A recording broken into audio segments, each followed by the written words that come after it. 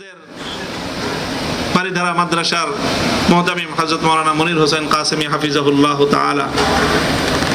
অনেক কথাই হয়েছে, সামনাসামনি আর খুব বেশি কথা আমি বলতে চাই না। তবে আমি আমার এই 3 বছরের জীবনে কারাবন্দী, আমার মধ্যে শারীরিক যতটা কষ্ট গেছে তার চেয়ে অনেক বেশি মানসিক যেই চাপটা আমি অনুভব করেছি, আমার এই মানসিক এই চাপের সময়, মানসিক এই মজলুমিয়াতের সময় যেই লোকটা আমাকে সবচেয়ে বেশি হিম্মত আফজাই করেছেন, সবচেয়ে বেশি সাহস জুগিয়েছেন, যিনি, তার নাম হলো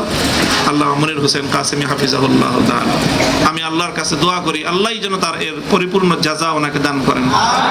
ওনার সবচেয়ে কঠিন বিপদের সময় যেন আল্লাহ পাক ঠিক এইভাবেই ওনার দস্তগিরি করেন।